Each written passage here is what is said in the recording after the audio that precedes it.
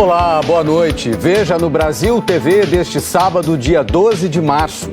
Cidades mineiras já podem liberar o uso da máscara em locais abertos. A recomendação é da Secretaria Estadual de Saúde.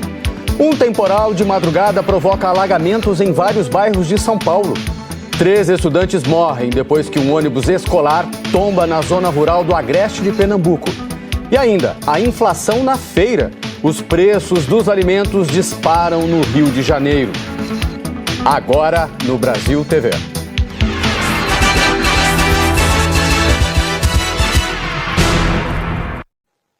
A partir de hoje, o uso de máscara em locais abertos passou a ser facultativo em Minas Gerais. Mas as prefeituras têm autonomia para decidir se retiram ou não a exigência da proteção. A dona Conceição estava animada. Pela primeira vez, deixou de usar a máscara para sair de casa depois de 2 anos de pandemia. A gente sente uma grande alegria, um grande alívio, sabendo que a gente está caminhando para sair fora. Ainda não está totalmente livre. Mas a gente espera que da agora para frente a gente possa ter uma vida normal. Em Sabará, os moradores já podem sair às ruas sem usar a máscara. Por enquanto, a medida vale apenas para ambientes abertos. Mesmo assim, tem morador que prefere esperar mais um pouco. Eu preciso preservar a minha saúde e da minha família. Querendo ou não, a pandemia está aí, para todo mundo ver. Na cidade, segundo a prefeitura, 75% dos moradores já estão vacinados com as 2 doses. É importante que a população com sintomas e o grupo de risco mantenha, o uso da máscara para se proteger e as demais pessoas também. A mudança veio depois de uma recomendação do governo do estado para que as cidades flexibilizem o uso da máscara em ambientes abertos já a partir de hoje. Na avaliação da Secretaria Estadual de Saúde, Minas avança na vacinação, com grande parte da população imunizada com pelo menos 2 doses. Outras cidades da região metropolitana já suspenderam a obrigatoriedade do uso da máscara em lugares abertos. Em Contagem, a liberação aconteceu ontem. Nova Lima também. Hoje, Pedro Leopoldo e Igarapé deixam de usar o equipamento de segurança nas áreas abertas. Em Lagoa Santa, a mudança passa a valer a partir da próxima terça-feira, dia 15. O estado também liberou a desobrigação do uso de máscara em ambientes fechados. Mas para isso, os municípios devem ter aplicado as 2 doses da vacina contra a Covid em pelo menos 80% da população com mais de 5 anos e vacinado 70% dos moradores adultos com a dose de reforço. A recomendação do uso da máscara permanece para pessoas com sintomas ou que tiveram contato com alguém diagnosticado com a Covid, além dos imunossuprimidos. O Minas Consciente, programa criado pelo Estado há quase 2 anos para definir os protocolos e as restrições para as atividades econômicas, chegou ao fim hoje. A flexibilização era de acordo com as ondas. A mais restritiva era a roxa, em que apenas os serviços essenciais poderiam funcionar. Mas há quase 6 meses, todas as regiões estão na onda verde. Com o fim do programa, a pandemia será monitorada com base em 4 indicadores. Variação da incidência de casos, comparando os dados da semana atual com a de 2 semanas anteriores. Número de pacientes internados com Covid em UTI. Proporção de internados entre o total de infectados e fila de pacientes à espera de leito. No sul do país, o governo de Santa Catarina também retirou a obrigatoriedade do uso de máscaras em todo o estado. A capital, Florianópolis, vai seguir a determinação. O decreto estadual foi publicado hoje de manhã e cada município tem liberdade para adotar medidas mais restritivas. O uso da máscara está liberado tanto em ambientes abertos como fechados. Fica a critério de cada um. Desde novembro, a máscara já não era obrigatória em locais abertos em Santa Catarina. Porto Alegre também não exige mais o uso de máscaras em áreas abertas. O decreto foi publicado ontem e mantém a necessidade da proteção em locais fechados. O Tiago Guedes tem as informações. Paulo Renato, esse decreto já está em vigor, ou seja, já está liberado o uso de máscara aqui no Rio Grande do Sul em ambientes externos, abertos, tanto privados quanto públicos. Isso se tornou opcional. Nas escolas, os alunos também não são mais obrigados a usarem máscaras nos pátios, por exemplo, nos ambientes que não são cobertos. Já na sala de aula, segue obrigatório. Está marcada para a próxima sexta-feira a decisão da Prefeitura de também avaliar se libera ou não o uso de máscara em ambientes fechados. Outros 12 municípios gaúchos já decidiram também liberar o uso de máscara em ambientes abertos. Quanto à decisão do governo do estado, ela ainda depende de um estudo que foi encomendado. E ainda não tem uma data exata de quando sai essa decisão, então, de liberar para todos os municípios gaúchos o uso de máscara em ambientes abertos. Casas de shows em Manaus funcionaram hoje como postos de vacinação. Quem foi se vacinar aproveitou a programação musical. A Daniela Branches acompanhou este dia de imunização. A mobilização foi para atrair as pessoas que estão com o esquema vacinal atrasado ou aquelas que ainda nem iniciaram. Hoje em Manaus, de acordo com o sistema de monitoramento da Secretaria Municipal de Saúde, mais de 200 mil pessoas estão com a segunda dose da vacina contra a Covid-19 atrasada. Em todo o estado, mais de 6 milhões de doses já foram aplicadas. Manaus hoje, neste sábado, tem 7 casas de shows disponíveis com postos de vacinação para as pessoas com mais de 12 anos de idade. E os adultos que vieram se vacinar ganharam cortesia para um evento na casa. A gente lembra que o estado do Amazonas está entrando na fase amarela, aquela de baixo risco de transmissão de Covid-19. E por isso o Comitê de Enfrentamento à Pandemia no estado decidiu relaxar algumas medidas de restrição, como o uso da máscara, por exemplo. Daí a vacinação se faz ainda mais importante a partir deste momento. Então, a partir da quarta-feira que vem, dia 16 de março, essa proteção não vai ser mais exigida, por enquanto, em ambientes abertos aqui em Manaus. Daniela Branches para o Brasil TV. Obrigado, Daniela. O Instituto Butantan pediu à Anvisa para incluir crianças de 3 a 5 anos na indicação da vacina Coronavac. A Agência Nacional de Vigilância Sanitária recebeu o pedido ontem. O prazo de avaliação é de até 7 dias úteis e começa a contar a partir da próxima segunda-feira. A Anvisa afirmou que vai fazer a análise técnica de forma rigorosa e com toda a cautela necessária para esse público específico. Vai analisar, por exemplo, dados de segurança e eventos adversos identificados para ajustar a dosagem da vacina a fatores específicos dos organismos das crianças em fase de desenvolvimento. A gente fala agora do temporal dessa madrugada em São Paulo, que causou estragos em vários bairros da cidade. O volume de água alagou casas e deixou ruas intransitáveis. Pelo menos uma pessoa está desaparecida. É um rapaz de 21 anos que tentava resgatar moradores da enchente. Olha só como está a comunidade da Caboré, ó. O rio transbordou. A rua tá assim hoje, ó. Foi assim, bem no meio da madrugada, que os moradores acordaram assustados no bairro Iguatemi, extremo leste da capital. Diogo Viveiros, de 21 anos, tentou ajudar quem fugia da enchente e foi levado pela enxurrada. Segundo os vizinhos, ele está desaparecido. Quando o dia amanheceu, os bombeiros tiveram trabalho para resgatar os moradores. Os bombeiros estão resgatando o seu Chico, estava na casa dele ilhado, lá no fundo, um senhor da comunidade. A chuva deixou estragos em vários pontos da cidade, principalmente na Zona Leste. Era para o seu João estar no serviço hoje cedo, mas esse foi o cenário que ele encontrou quando foi pegar o carro para sair de casa. Quando eu me levanto para ir trabalhar, estava a rua cheia, carro coberto. Aí fiquei desesperado, fiquei em cima, só olhando, não tem o que fazer, entendeu? Enquanto isso, ao lado, funcionários deste posto de combustíveis tiravam a água que quase invadiu as bombas.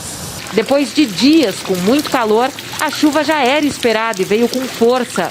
Agora são 5h20 da manhã, olha só como está a rua Iemanjá, alagada. Olha ali, Aricanduva, o rio transbordou. Esse piscinão aqui que construíram não resolveu de nada. Na Vila Prudente, quase no limite com São Caetano, quem precisou sair cedo para trabalhar não conseguiu. O nível da água ainda estava muito alto. No centro, o volume de chuva foi tão grande que ruas também foram tomadas pela enchente. Na Avenida do Estado, o rio Tamanduateí transbordou. Durante a manhã, ainda tinha muitos pontos intransitáveis e o trânsito parou. Ainda não há informações sobre o Diogo, o rapaz de 21 anos que desapareceu quando ajudava moradores. O irmão dele tentou ajudá-lo no momento da enchente, mas passou mal e foi levado ao hospital de Cidade Tiradentes. No Agreste de Pernambuco, 3 estudantes morreram em um grave acidente envolvendo um ônibus escolar numa estrada da zona rural. O ônibus, fora de controle, desceu pela estrada em alta velocidade. Por aqui arrebentou uma cerca de arame e saiu derrubando as árvores pela frente. Acabou tombando neste ponto, próximo a uma casa abandonada. Vídeos foram postados nas redes sociais. Aqui o desespero logo após o ônibus tombar. Meu Deus do céu, calma. Vamos. Neste outro, motorista do veículo, seu Severino Teodoro, aparece desnorteado e aparentemente sem ferimentos graves. Ele responde quando perguntado. Faltou freio. Oi, meu pai. Faltou freio, foi? Vários alunos conseguiram sair do veículo. Alguns deixaram o local contando com a ajuda de moradores próximos dessa região do sítio Salgado. Mas, infelizmente, com o movimento do ônibus, nem todos tiveram a mesma sorte. Vitória Maísa de Moura, de 11. Tainá de Moura Silva, 12. E Karine Oliveira Moura, de 13 anos, morreram no local.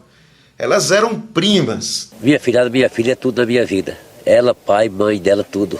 Eu perdi uma banda do mundo. Genilson é genro de seu Severino, o motorista do ônibus. Quando chovia, os alunos desciam, caminhavam de pé aqui descendo, e ele deixava o ônibus lá na vila.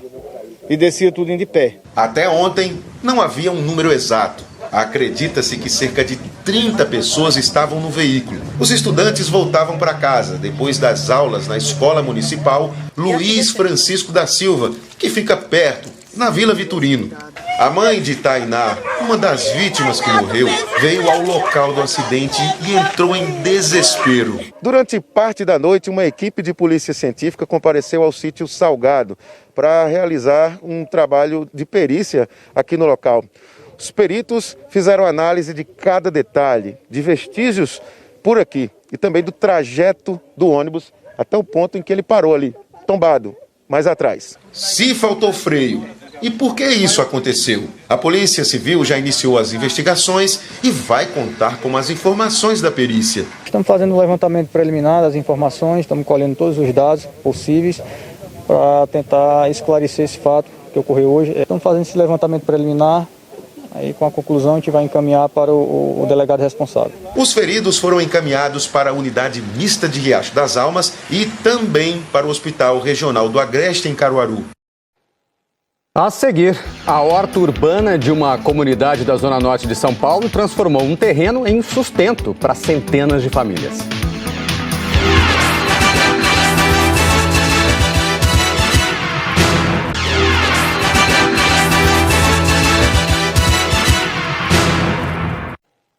O Brasil TV está de volta falando do protesto de motoentregadores de Minas Gerais ontem à noite contra a alta no preço dos combustíveis. A manifestação, que começou na Praça da Estação, terminou na Praça Diogo de Vasconcelos, na região da Savassi. Motoentregadores protestaram contra mais um aumento no preço da gasolina. Quantas famílias estão sem sequer ter condições de colocar um prato de feijão dentro de casa, simplesmente porque a gasolina a cada dia vem aumentando cada vez mais e mais, o diesel, o etanol. Os motociclistas também pediram repasse maior no valor que recebem de diferentes aplicativos de entrega. A taxa que a gente recebe é muito pouca pelo valor da gasolina, pelo deslocamento que a gente tem. A Polícia Militar acompanhou a manifestação. O batalhão de trânsito ajudou a desatar o nó formado no horário de pico. E esse reajuste dos combustíveis está levando a outros aumentos. Tem alta no preço dos alimentos. No Rio de Janeiro, quem faz feira já percebeu que está tudo mais caro. Só a cenoura, por exemplo, subiu mais de 60% no último mês. O bolso está ficando cada vez mais pesado e a sacola cada vez mais vazia. pelo preço tá assustador.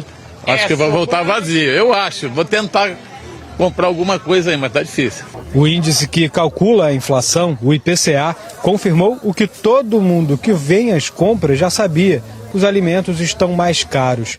No Rio, o levantamento do IBGE mostra que só a cenoura aumentou 60% de janeiro para fevereiro, a batata 18%. Tá tudo tão caro que não é só o cliente que está deixando de comprar, não, o vendedor também. Hoje aqui na barraca do seu André Luiz não tem cenoura. Como ter? R$160 uma caixa de cenoura. Quando pega uma mais fraca, 120, 130. Chega aqui na feira com calor, fica toda mole. Então não adianta trazer. O petróleo disparou no mercado internacional por causa da guerra entre Rússia e Ucrânia. Com isso, a Petrobras aumentou os preços da gasolina e do diesel, que abastece caminhões que transportam legumes, verduras e frutas, por exemplo. Sem falar ainda do gás de cozinha, que também teve reajuste. Cozinhar vai ficar mais caro. Semana passada era um preço, chega aqui hoje é outro preço. Eles não têm culpa, eles chegam lá, tá mais caro, tem que passar pra gente, né? Na hora de escolher o tempero, o consumidor também tem sentido o gosto amargo. De um mês para o outro, o cheiro verde aumentou 14,3%. Nem quando o produto é a fruta, o assunto tem ficado mais doce. A melancia e o mamão são algumas das que ficaram mais caras. Preço tão azedo quanto o do limão, que subiu quase 10%. O aumento do preço das frutas em fevereiro no Rio foi em média de 3,4%. Olhando assim pode parecer pouco, mas o acumulado é muito maior. Em 12 meses, o mamão saltou quase 58%, a melancia 50%, o aipim 46% mais caro. E vários outros alimentos ficam na faixa dos 30% de aumento, como o repolho e o tomate. Em um ano, o grupo de alimentos e bebidas subiu 9,36% no estado do Rio. Eu tenho 40 anos de feira, eu nunca vi na minha vida chegar no janeiro, ficar o dobro, até mais a mercadoria do que dezembro. Esse ano, a mercadoria até triplicou. Quer dizer, complicado. Para fugir da alta de preços, tem um exemplo bem bacana de São Paulo. Uma comunidade da Zona Norte transformou um terreno em sustento para centenas de famílias. O local virou uma horta urbana, parte do projeto de um estudante universitário. A Ananda Apple foi até lá e nos mostra agora. Na comunidade Jardim Julieta, pertinho da rodovia Fernão Dias, na Zona Norte, a horta hoje está assim. Já houve a quinta colheita e ainda ontem foram plantadas mudas novas de verduras para colher daqui a 1 mês e meio. Mas há um ano, este cantinho no meio das 800 casas era bem diferente. O terreno estava cheio de lixo e tinha ratos e escorpiões. O estudante de Ciências Sociais Alberto Corunha começou a mudar tudo acreditando na ideia de sustentabilidade. Ele motivou a comunidade a limpar a área para plantar e também organizou vaquinhas para comprar adubo, mangueira e ferramentas. Antigamente, assim, entregando cesta básica, marmita, fazendo esses trabalhos sociais, eu sempre participei desses trabalhos, né? Eu não tinha visto cenas como eu vi no ano de 2020, na pandemia. De fome, né? Então, eu acho que quando a gente se deparou com esse cenário de pandemia, foi o grande start, assim, pra gente falar, pô, agora chegou a hora da gente fazer. A horta é o que a gente viu que poderia ser o mais rápido de ser feito e com menos recursos. o plantio de frutas e verduras aqui também é uma forma de sustento. Com a pandemia, muitas famílias vieram para cá porque ficaram sem trabalho e sem condições de pagar aluguel. Hoje a horta está evoluindo, com mudas de repolho para colher daqui a 3 meses. Tem moranguinho produzindo, cana-de-açúcar e, para temperar, manjericão roxo e pimenta. O Paulo é um dos moradores que ajudam a cuidar da horta. Ele está desempregado e doa tempo e dedicação ao projeto. Aqui nós faz tudo, nós limpa, nós enche os canteiros de terra. E o que você trouxe para plantar aqui? Aqui, que eu já ganhei foi essa bananeira. Você ganhou trabalhando? Isso, eu estava fazendo um trabalho em outro lugar e a mulher ia jogar fora. Eu falei, não, tem um lugar ali que dá para me levar. A ideia da horta comunitária acaba contagiando as pessoas. Tanto é que esse morador que fica do ladinho da horta fez a dele também. Ele não quis gravar a entrevista, mas nos permitiu entrar. Ele se animou, plantou beterraba, couve, cebolinha, morango. Isso faz uns 2 meses e olha como tá. Ele já está colhendo e até distribuindo para os vizinhos. A Natália é uma das moradoras do Jardim Julieta que tem colhido os frutos desta revolução em áreas antes inúteis. Com 3 filhos, cada colheita aqui faz muita diferença na mesa da família. Eu acho que é uma maravilha, né? Que é bom, né, para alimentar as crianças, né? O que você já levou? Alface, pimenta, morango, couve. Eu acho muito importante, porque é alimentação, né? O Brasil TV fica por aqui. Outras notícias logo mais no Jornal Nacional, às 8h30 da noite, hora de Brasília. Uma ótima noite para você, bom domingo, fique em paz.